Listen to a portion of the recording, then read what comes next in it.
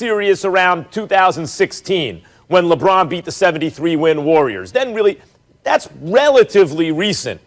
But Nat, for how long now? Was it more Brady or Belichick? It was the great debate. Then they parted ways.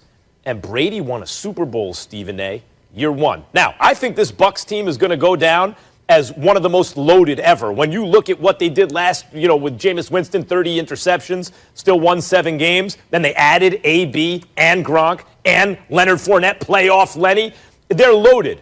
But he didn't just make a playoff run. He won the Super Bowl, and Belichick missed the playoffs, and Belichick was under 500. So when Brady's new coach says, hey, Belichick's probably the greatest of all time, but I think Brady wanted to try another way. In other words, Brady can win Super Bowls without Belichick. That's not. The Patriot way is not just the Belichick way. That had a lot to do with Brady. You don't have to enter the no-fun zone to win a Super Bowl. You could do it over here with me. Maybe if I had Brady that whole time doing it another way, I'd be the greatest coach of all time.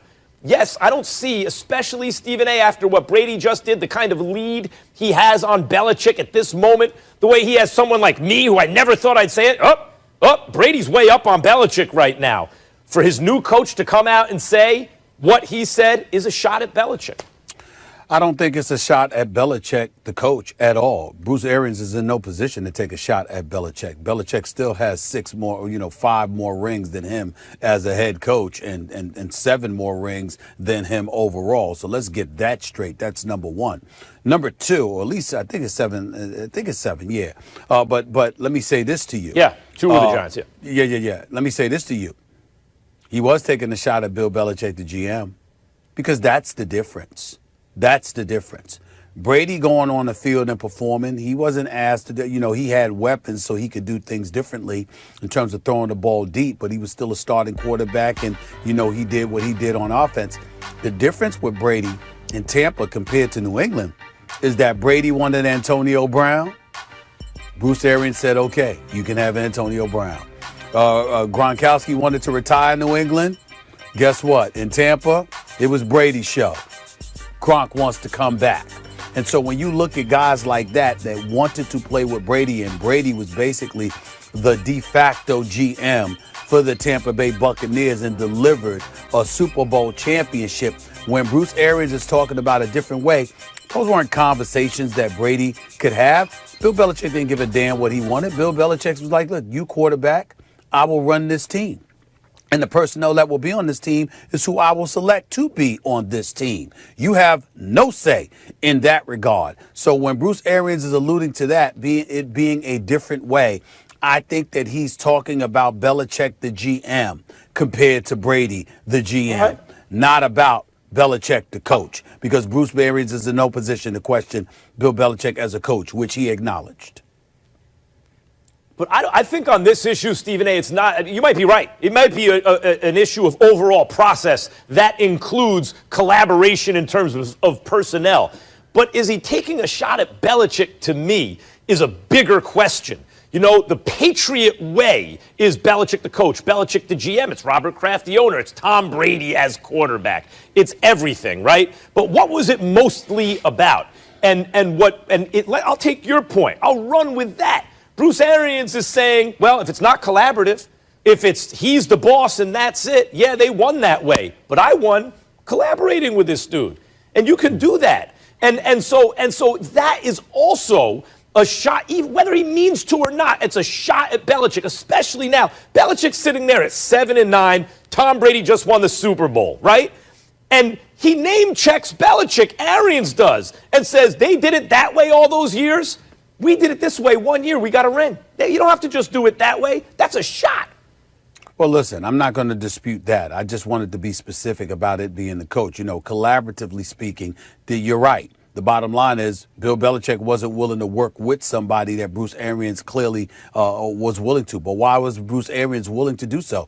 Because Bruce Arians walked into this season never having captured a Super Bowl championship, nor having even gone to a Super Bowl. Whereas with Bill Belichick, he had won 6 as the head coach. So Bill Belichick has a level of cachet that he didn't feel compelled to alter, the way that he did things. And we can respect and understand that. What I will say, however, is this. Now that has happened, Bill Belichick, I mean, listen, this season is a wash. We know COVID and what a role it played in dismantling the New England Patriots as we know it.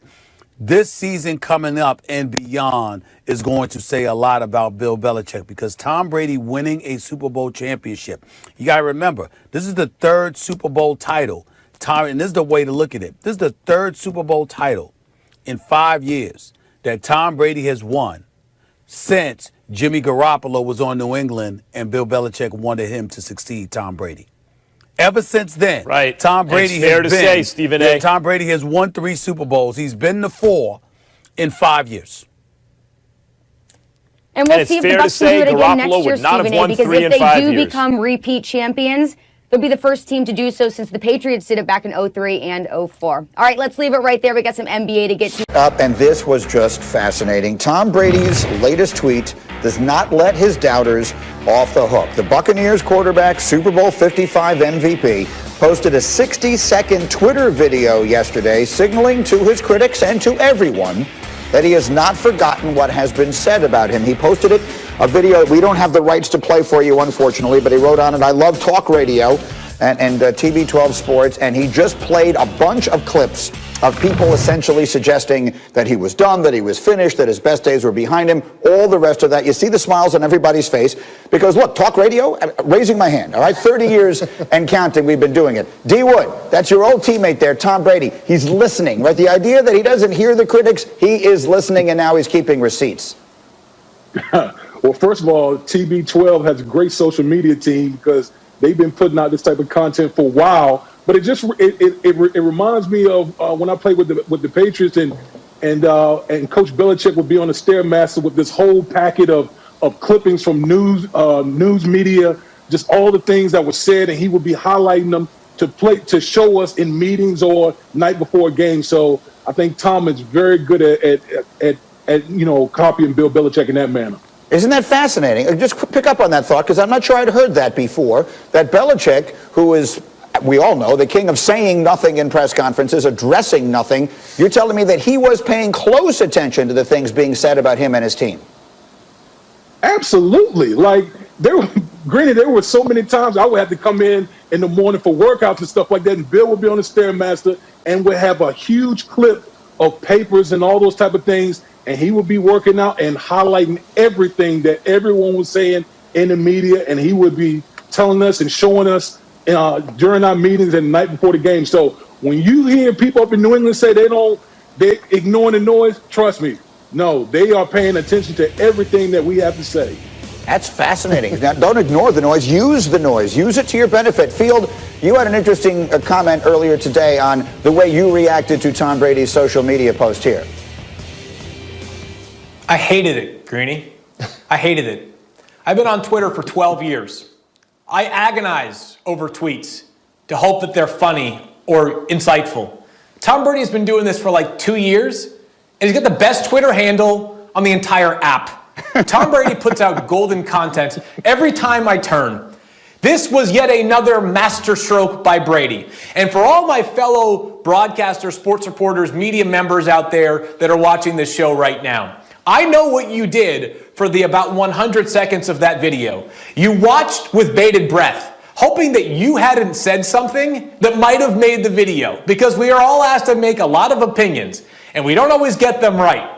But you're all sitting there nervous. I was nervous. I'm thinking to myself, did I say something along the way over the past 6 months that might have suggested Tom Brady had fallen off at all? Fortunately, I didn't make the cut, and I know now I will never, ever, ever question Tom Brady. Let me say this quickly. As one who's been doing this a little longer than you, I bet you the number of people watching that hoping they were in the video was greater than the number of people watching it hoping they weren't. That is the reality of this business. Chris Canty, quick reaction. What'd you think of Brady? Well, listen, I wasn't with Field in terms of watching it because I wasn't one of the ones that was predicting Tom Brady's demise. That's right. I was going to be the last one to show up to that party. But good on Tom Brady for reveling in it, man. He goes down to Tampa in his first year winning the Super Bowl after everybody said he was washed up in his last season in New England. He should be able to enjoy this. So good on Tom Brady for trolling everybody. Heck yes. So that's one legendary veteran. Let's talk about another one. After being released last week by the Texans, J.J.